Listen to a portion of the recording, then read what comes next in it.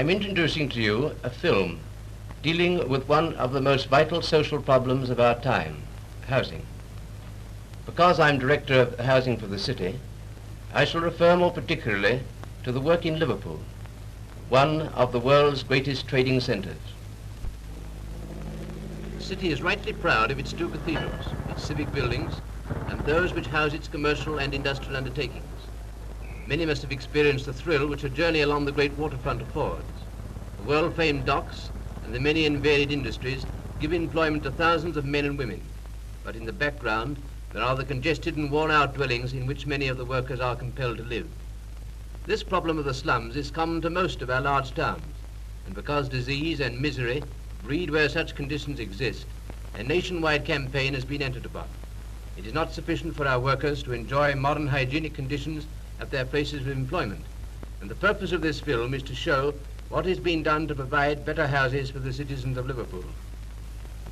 This map will give you an impression of the magnitude of the slum clearance program to which the Council is already committed, and also of the redevelopment which is taking place in the older residential areas of the city.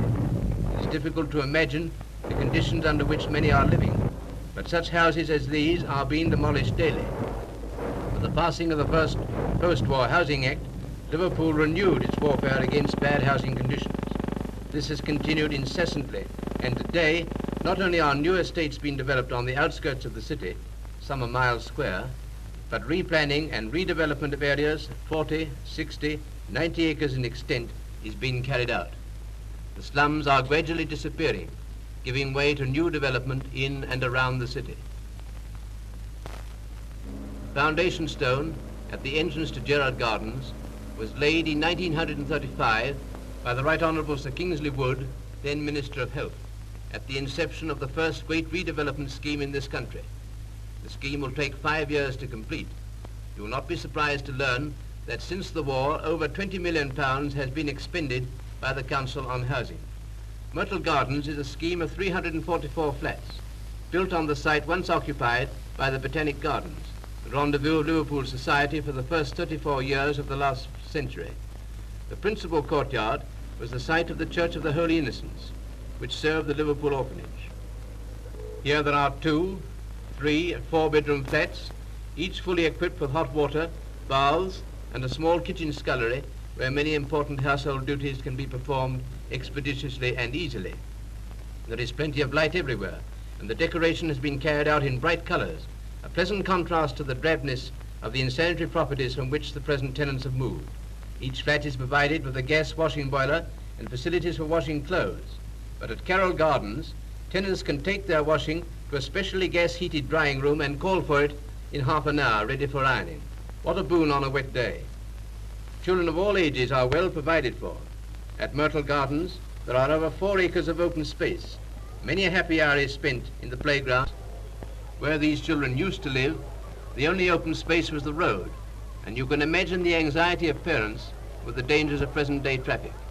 These playgrounds are valuable amenities that keep fit movement in practice. This aerial view gives an excellent idea of the attractive layout of these flats.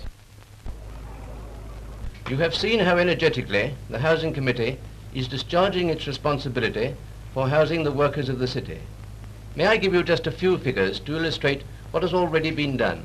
By 1914, over 12,000 insanitary houses had been demolished and 11,000 persons had been rehoused by the corporation.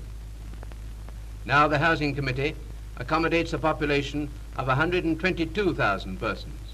On the outskirts of the city, over 29,000 houses have already been erected.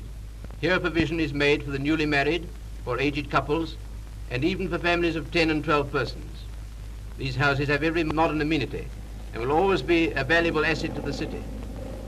The outer areas have been planned to give adequate open space in addition to the 1/12 of an acre which nearly every tenant has and can cultivate as a garden.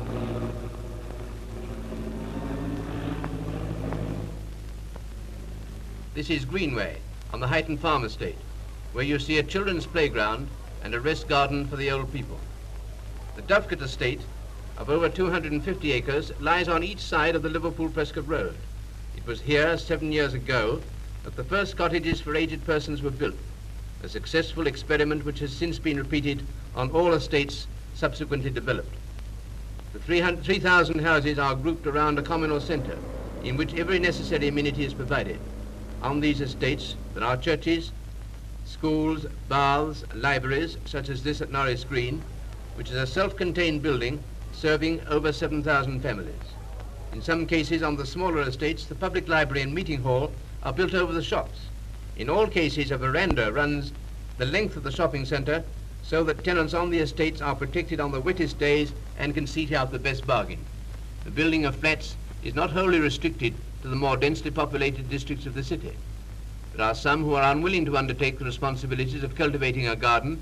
They prefer to live in flats such as these on Muirhead Avenue, one of the main arterial roads. Here too are being erected flats for single persons. Perhaps Speke is the most interesting development yet undertaken by the city. It is to be a separate community unit in which will reside those engaged in the many industries which are settling in this district of the city. Varying levels often offer difficulties in development, but at long view, where part of the estate is much below the main traffic road, the effect is very pleasing. In a few years, the embankment to the main road will be gay with gorse and other flowering shrubs. Though this estate is over 6 miles from the pier head, the houses are eagerly sought after and make very attractive homes. I know from personal contact with the tenants who move into the new dwellings how much they appreciate the amenities provided for them, especially when they come from insanitary properties.